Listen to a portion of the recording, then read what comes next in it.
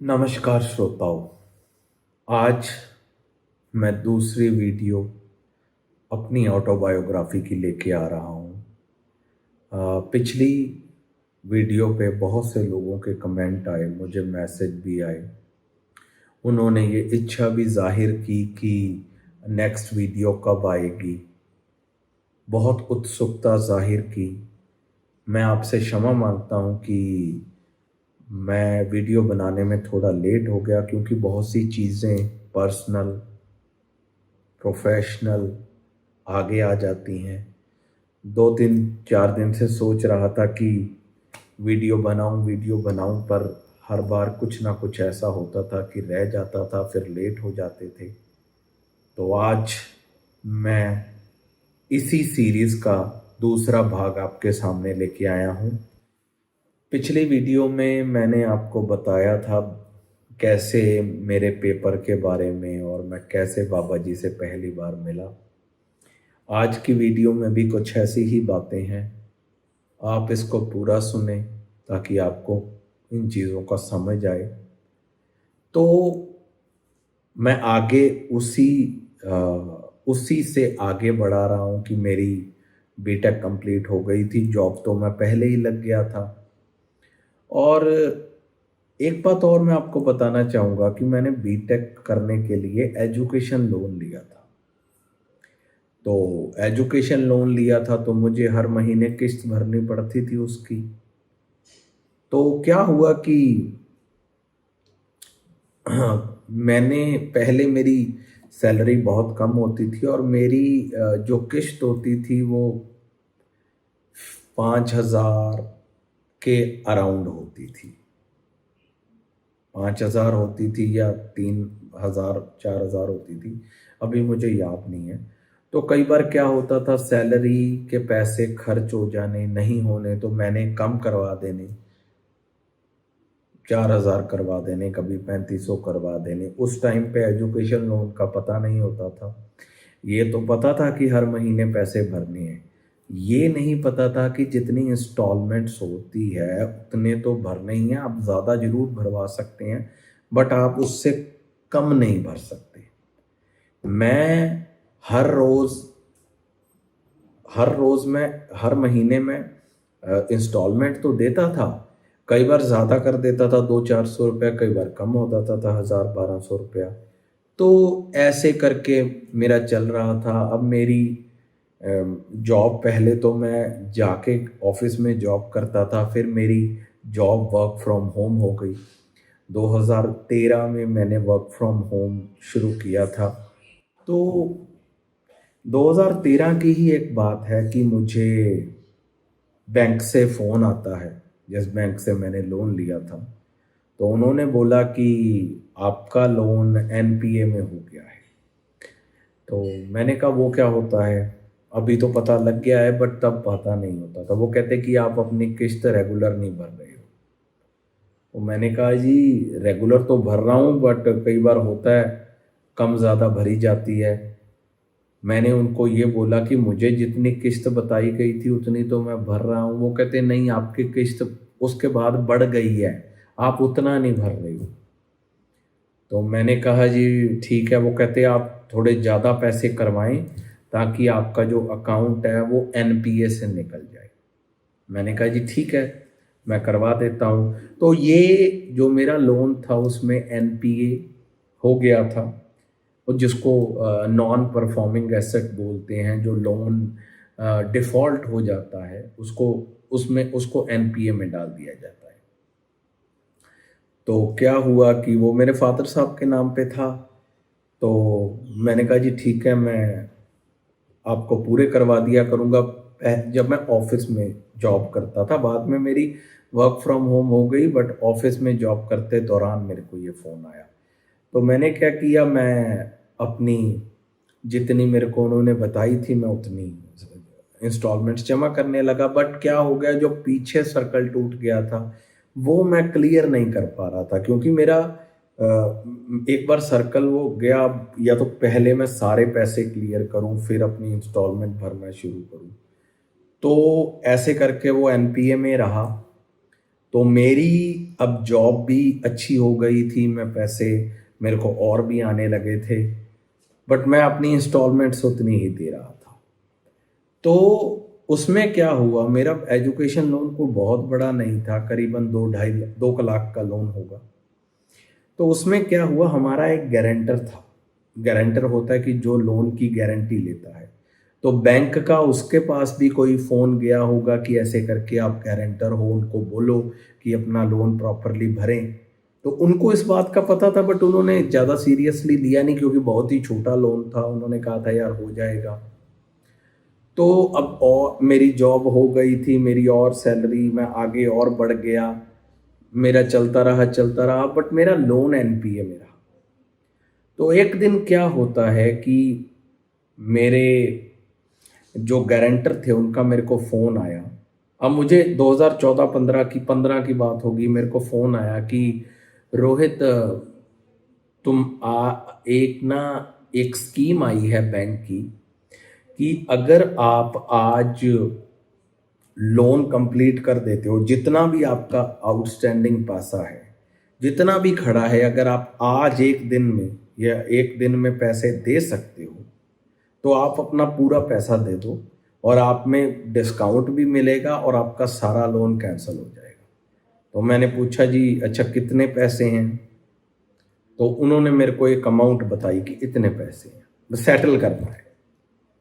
तो मैंने कहा जी मैंने अपने अकाउंट की तरफ देखा, मेरे पास उतने पैसे थे। तो मैंने कहा जी ठीक है, मैं इतने पैसे आपको दे देता हूँ, मेरा लोन ख़त्म हो जाएगा। कहते हैं हाँ जी, आपका लोन ख़त्म हो जाएगा। तो मैंने कहा जी ठीक है, आप उनको कहो कि मैं पैसे भर देता हूँ। तो मैंने क्या किया, क्योंकि आई थिंक उन्होंने 75 से 80 हज़ार रुपया लेना था और उसको क्लियर करना था। मुझे नहीं पता पहले मैंने कितना पैसा दिया, बट इतना नहीं दिया होगा कि ब्याज भी पूरा हो गया। तो उन्होंने मेरे से 80 हज़ार लेके मेरा लोन उसी टाइम पे ख़त्म कर दिया और हमें चिट दे दी कि इनका कोई लोन नहीं है। तो मेरा लोन ख़त्म हो गया। मैंने कहा यार कहाँ, तो मुझे पता नहीं और कितने साल लग जाने थे, लोन मेरा ख़त्म हो गया। अच्छा, ये बात का कनेक्शन बाबा जी के साथ कैसे होगा, ये आपको आने वाले टाइम में पता लगेगा। अभी आप मैं बताऊंगा आपको। एक लोन बाबा जी ने भी ले रखा था, होम लोन। उन्होंने कोई कंस्ट्रक्शन की होगी, बहुत छोटा लोन था, मेरे को भी याद नहीं है, शायद 2-4 लाख का था। इतना बहुत छोटा लोन था, वो भी कोई बड़ा लोन नहीं था। तो उन्होंने लोन लिया था बाबा जी ने। तो क्या हुआ कि वो अपनी इंस्टॉलमेंट भर रहे थे, बट कुछ ऐसी प्रॉब्लम आ गई कि वो अपनी इंस्टॉलमेंट भर नहीं पाए। कुछ महीने वो इंस्टॉलमेंट नहीं भर पाए। अब जब इंस्टॉलमेंट नहीं भर पाए तो बैंक ने अप्रोच किया, या बैंक ने कहा कि अगर आप इंस्टॉलमेंट नहीं भर सकते तो हम आपके घर को बेच देंगे। तो अब बाबा जी का तो पता ही है कि सब कुछ परमात्मा पे है। उसी टाइम से कुछ पहले मेरा लोन क्लियर हो गया था। तो उसी टाइम जब मेरा लोन क्लियर हुआ, तो वही दोस्त जिसने मेरे को बाबा जी से पहली बार मिलाया था, उसने मेरे साथ, अब क्या हुआ कि बैंक वालों के साथ जो बाबा जी की बातें हो रही थी, तो उन्होंने क्या किया कि जी कहा कि अगर आप नहीं लोन दे सकते तो हम आपके घर को नीलाम करेंगे। तो अब मेरा लोन जस्ट ख़त्म ही हुआ था। मैं सोच रहा था कि यार चलो बढ़िया है, आगे बहुत रिस्पॉन्सिबिलिटीज़ हैं, लोन ख़त्म हो गया, परमात्मा ने ख़त्म कर दिया, और अपने लिए कुछ जोड़ेंगे या कैसे करेंगे।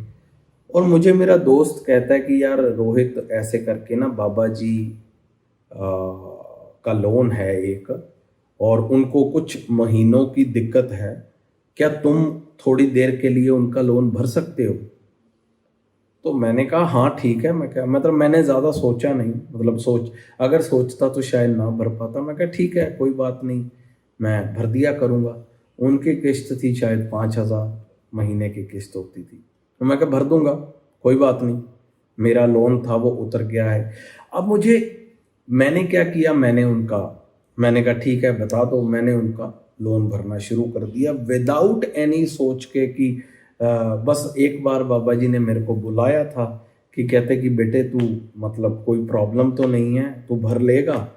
मैं कहा जी हाँ भर लूँगा, कोई बात नहीं, क्योंकि उससे पहले सारी बीटेक वाली चीज़ें हो चुकी थी, तो मुझे भी था कि यार मेरी बीटेक क्लियर हुई है, मैं इनको कुछ ऐसे तो दे नहीं पाऊँगा, ना मेरी समर्था है कुछ देने की, तो कुछ देर की बात है, मैं इनके लिए अगर मैं कोई हेल्प ही कर पाऊँ तो बहुत है। तो कहते ठीक है। तो क्या हुआ, मैंने इनका लोन भरना शुरू कर दिया। तो कुछ महीने बीते, ऐसा चलता रहा, मेरे को भी नहीं पता लगा। मैं एक कंपनी से और मेरे पास कंपनी हो गई, मैं दूसरी कंपनी में आ गया, तो वो ऐसे ऐसे करके मेरा सर्कल, मेरे को पता ही नहीं लगा वो कैसे, जो महीने थे कैसे निकल गए। तो ऐसे उसमें क्या था कि कई बार बाबा जी ने कुछ बात ही पूछने के लिए कि इंस्टॉलमेंट, जैसे कि आपके पास इंस्टॉलमेंट आ जाती है, आप बताओ कि ये क्या है वो क्या है, तो उन्होंने कुछ पूछने के लिए मेरे को फ़ोन कर लेते, तो इस तरह से मेरी कभी कभी बाबा जी के बात हो जाती थी। अब आप चक्कर समझने की कोशिश कीजिए कि मैं अपना लोन पता ही नहीं और कितनी देर मेरा चल रहा था। मेरा लोन मेरे को लगता है आराम से 2 3 4 साल और चलता, बट मेरे को एक स्कीम मिली, मेरा एनपीए में अकाउंट हुआ, मैं लोन एकदम से मैंने क्लियर कर दिया, एक ही दिन में क्लियर कर दिया, क्योंकि मेरे पास पैसे हो गए थे, मैंने क्लियर कर दिया। अब वो लोन एक्चुअली में क्लियर हो किसके लिए रहा था? वो लोन हो रहा था कि मैं कोई और लोन भर सकूं। तो ये है सृष्टि का चक्कर। मैंने कुछ नहीं किया, बाबा जी ने ही सब कुछ करवाया, पर हम हमेशा एक पात्र बनते हैं। तो ऐसे करके सेकंड की लोन उनका कैसे शुरू हुआ, क्योंकि अगर मेरा लोन चल रहा होता, अगर मेरा एजुकेशन लोन चल रहा होता, तो मैं कभी भी हामी नहीं भर पाता, क्योंकि मेरा लोन चल रहा है। मैं कैसे दूसरे लोन को कह देता कि मैं भर दूंगा, वो भी जो मेरा नहीं है। पहले बंदा अपने सिर से मुसीबत उतारेगा, फिर दूसरों के सिर से मुसीबत को देखेगा कि है क्या। अगर बंदा खुद ही भूखा है, वो दूसरे की भूख कैसे मिटाएगा? खैर मेरी तो सिचुएशन नहीं थी, पर परमात्मा ने पहले मुझे खाली किया। खाली इसलिए किया कि मैं दूसरी रिस्पॉन्सिबिलिटी ले सकूं। तो ये तो बाबा जी का ही आशीर्वाद था जिससे मेरा लोन क्लियर हुआ, परमात्मा का। तो मैं भरने लगा। तो ये आपको बताने के लिए, ये चीज़ मुझे उस वक्त नहीं समझ आई थी, ये मुझे उस वक्त नहीं समझ आई थी। मुझे लगा मैंने अपना दे दिया है, ठीक है मैं इनका दे, पर बाद में जब मैं पीछे मुड़ के इन चीज़ों को देखता हूँ कि मेरा एनपीए में अकाउंट हुआ, मेरे को फ़ोन आया कि आप इतने पैसे, आज एक स्कीम निकली है, जैसे मेरी बीटेक पीटीयू के टाइम पे स्कीम निकली थी कि आप एक पेपर में रह गए हो, तो स्कीम, परमात्मा ने स्कीम्स बहुत दी। तो ये भी एक स्कीम थी कि चलो दे दो, और दे दिया, और मजाक मजाक में लोन क्लियर हो गया।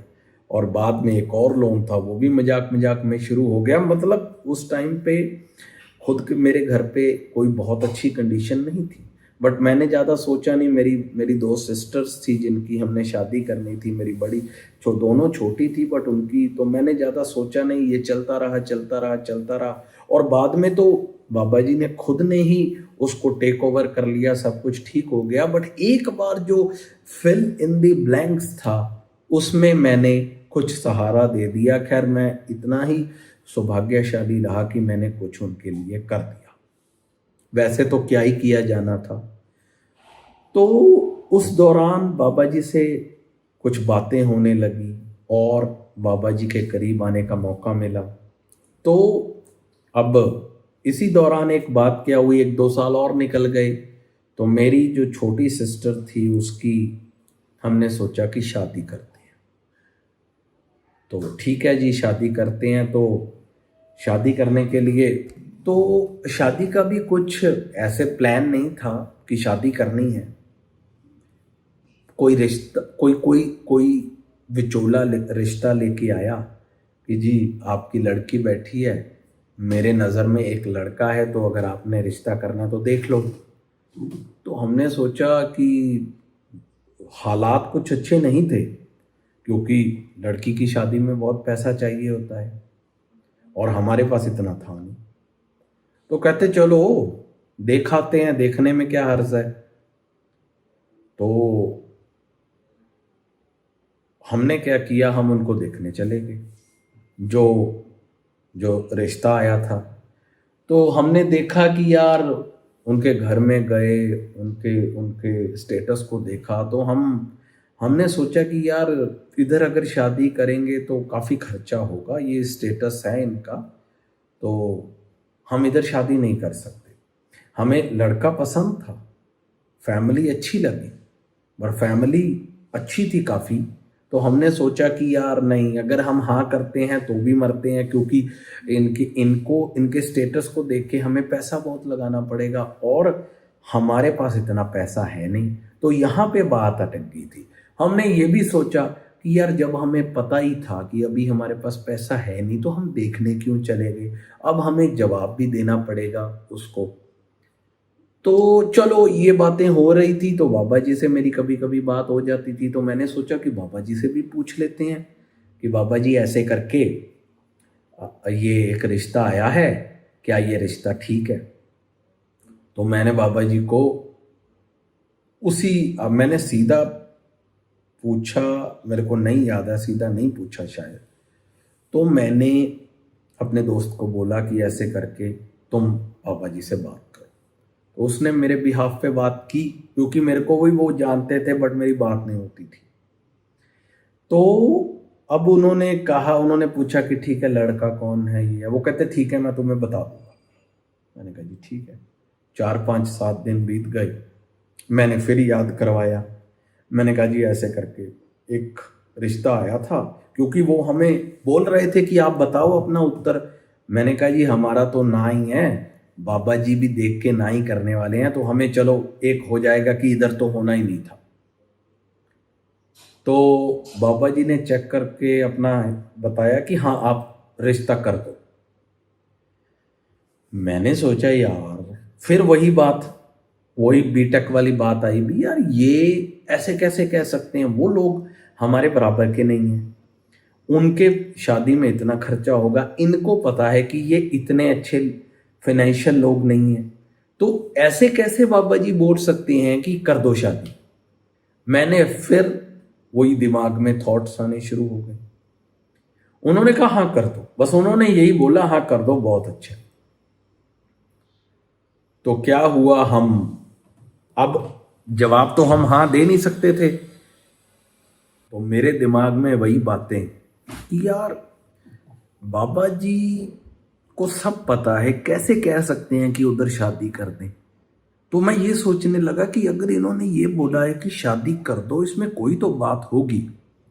तब तक मैं फिर भी इतना नहीं बाबा जी को समझ पाया था, पर मेरे दिमाग में ये आ रहा था कि अगर हम हाँ करते हैं तो यार ये तो पॉसिबल नहीं है कि हम इतना पैसा खर्च कर दें, क्योंकि हमने मतलब क्या बताऊं आपको, बात आप समझ ही रहे हो कि ये कंडीशन थी। तो क्या हुआ, हमने विचोले को कोई जवाब नहीं दिया। अब कोई जवाब नहीं दिया तो वो भी आने लगे, वो कहते कि बताओ कि क्या दिक्कत क्या है, तुम चुप क्यों हो रहे हो, तुम्हें लड़का अच्छा लगा। हाँ लड़का अच्छा लगा, परिवार अच्छा लगा, घर अच्छा लगा, उनकी फैक्ट्रीज हैं, तुम्हारी लड़की ऐश करेगी, राज करेगी, तुम्हें क्या दिक्कत है, क्या ऐसी प्रॉब्लम है जिसकी वजह से तुम चुप कर रहे हो। हमने पहले तो उसको सीधा नहीं बताया, पर जब वो बहुत ज़्यादा फोर्स करने लगा तो हमने कहा कि भाई इनकी शादी पे पैसा बहुत लगाना पड़ेगा। तो उसने आगे से बोला कि जी आपने जितना लगाना है उतना लगा देना। हमने कहा यार हमने जितना लगाना है हम नहीं लगा सकते, एटलीस्ट हमें कुछ तो करना पड़ेगा, कोई चीजें भी देनी पड़ेंगी, शादी भी करनी है। वो कहते कि आप अपनी अमाउंट बताओ, आपने कितने पैसे लगाने हैं। तो हमने अपने हिसाब से अमाउंट बता दी, तो वो कहते कि ठीक है आप इतना लगा दो, उसके बाद सब खर्चा हमारा। मैंने कहा यार ये कैसे पॉसिबल है, हमने जो अमाउंट बताई है उसमें या तो हम दे सकते हैं या शादी कर सकते हैं, या तो हम शादी करेंगे या ये करेंगे। वो कहते हैं आप जो देना चाहते हो दो, शादी हम करेंगे। मेरे को हमें बात ही ना, पूरा फैमिली ऐसे सोच रही है, यार ये कैसे हो सकता है। तो अब आपको पीछे की बात बाद में बताऊंगा, पहले बताता हूं कि चीजें कैसे हो रही हैं। तो हमने कहा ठीक है, हमने उसकी एंगेजमेंट की, उसके बाद जो उसको देना था दे दिया, हमारा सारा पैसा एंगेजमेंट में और जो उसको देना था गोल्ड वगैरह उसमें खर्च हो गया। अब शादी के लिए जो हमने, हमारे पास शादी के लिए 1 रुपया नहीं बचा, 1 रुपया भी। तो अब हम ये सोच रहे हैं यार अब कैसे करेंगे। हमने उसको बोला जी देखो हमारे पास जो था हमने लगा दिया है, अब शादी तो अभी तक हुई नहीं है। वो कहते जी कोई बात नहीं, आपने जो करना था कर दिया, कुछ आपने अपनी मर्जी से करना है वो करो, आपने कोई शादी पे नहीं लगाना। तो हमने कहा यार ये कैसे होगा। तो बात क्या निकल के आई कि जो मेरे जीजा जी हैं अभी, उनकी एक और सिस्टर थी जिसकी एक मैरिज होनी थी, उसकी भी मैरिज सेम टाइम पे थी। तो उन्होंने कहा कि हमें लड़की की तो शादी करनी करनी है, उसमें ही हम अपने लड़के की शादी करेंगे, मतलब एक जगह पे हम दो शादियां करेंगे। उनका तो खर्चा लड़की की शादी में होना ही था, तो हमारा भी उसी में ही सर गया और बहुत अच्छी बहुत भव्य शादी हुई। तो मतलब वही बात अब आपके सामने देखो कि अब मैंने उनसे पूछा कि इधर शादी हो जाएगी, वो कहते हाँ कर दो। मैं सोच रहा हूं यार इन्होंने ये कैसे बोल दिया बाबा जी ने कि इधर शादी कर दो, हमारे पास पैसे नहीं। जितने पैसे थे उसी में ही शादी एंगेजमेंट देना लेना सब कुछ हो गया। तो ये बहुत ही बड़ी बात थी मेरे लिए उस टाइम पे, और मैं फिर अंदर से मेरे बस यही हो रहा था कि चलो शुक्र है कि ये इसकी शादी हो गई और बढ़िया घर में हो गई, चलो ये सेटल हो जाएगी। तो ये मेरी लाइफ में आज मैंने आपको दो इंसिडेंट बताए हैं। एक कि मेरा लोन पे हुआ, वो लोन क्यों पे हुआ, क्योंकि मैंने किसी और का लोन पे करना था, बाबा जी का लोन पे करना था। अदरवाइज अगर मेरा लोन चल रहा होता तो मैं बिल्कुल हामी ना भर पाता हूं। दूसरी बात ये हुई कि उन्होंने कहा कि हाँ इधर शादी हो जाएगी, और मैं सोच रहा हूं कि यार इन्होंने कैसे बोल दिया इधर शादी हो जाएगी, ये तो पॉसिबल ही नहीं है, ऐसे ही बोल दिया। बट उधर शादी हुई और उधर शादी उतने ही पैसों में हुई जितना हमने उनको बोला था। तो जब शादी हुई तो हम शादी में जब गए तो हम हैरान हो रहे हैं कि यार ये इसकी शादी है। हम खुद बारातियों की तरह शादी में आ रहे हैं, जैसे बाराती आते हैं या कोई गेस्ट आते हैं, उनको कोई लेना देना नहीं होता कि ये कैसे तैयारियां हो रही हैं, क्योंकि तैयारी तो लड़की वाले करते हैं। हम भी बस लड़की को जरूर लेके आए थे, पर हमने कोई भी तैयारी नहीं की शादी की, जो कर दिया हमने पहले कर दिया था। तो ये बहुत ही बड़ा इंसिडेंट था, क्योंकि एक लड़की की शादी इंडिया में बहुत ही बड़ी है कि लड़की को देना है, सब कुछ देना है, सेटल करना है, अपने बराबर का घर देना है उसको, उनको बुरा ना लग जाए, अगर लग गया तो लड़की का फ्यूचर ये वगैरह बहुत सी चीज़ें होती हैं, और एक ही झटके में सब कुछ सेट। तो दो दो चीज़ें आज बताई, और मैं आपको एक और तीसरी चीज़ बताना चाहूँगा कि तो एक और बात जो कि बहुत ही इम्पोर्टेंट बात है, बाबा जी जब नहर में गिरे उस टाइम पे साक्षात क्या हुआ, उस टाइम पे क्या घटित हुआ।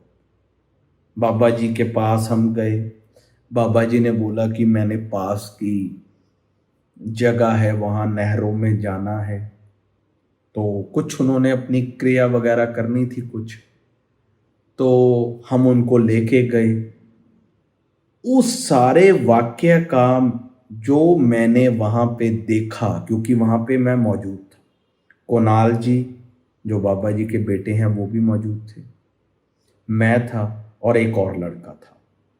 उस टाइम एग्जैक्टली क्या क्या हुआ आपने बाबा जी की बताई हुई, जो अपने बाबा जी ने बताई है सारा वाकया, पर आपको वो वाकया मैं अपनी आंखों से बताऊंगा, नेक्स्ट वीडियो में बताऊंगा, क्योंकि वो थोड़ी बड़ी बड़ी वीडियो हो जाएगी। नेक्स्ट वीडियो में बहुत सी और अपॉर्चुनिटीज जो आपको, जो लाइफ ओपनिंग इंसिडेंट्स जो मेरे साथ हुए, ये जो बाबा जी के गिरने का जो वाकया है वो बहुत बड़ा है, उसको मैं बहुत ही खोल के समझाऊंगा। अगर मैं इस वीडियो में समझाता हूं तो वो वीडियो बड़ी और हो जाएगी, तो नेक्स्ट वीडियो थोड़ी और बड़ी बनाऊंगा। आज के लिए आपसे इजाज़त लेता हूं और नेक्स्ट वीडियो मैं जल्दी लेके आऊंगा। इसमें मैं नेक्स्ट वीडियो में मैं बाबा जी की सारी, जो उस टाइम पे कैसे चीज़ें हुई, उसके बाद कैसे हम हॉस्पिटल लेके गए, कैसे कैसे चीज़ें हुई, मैं आपको सारा कुछ बताऊंगा। धन्यवाद।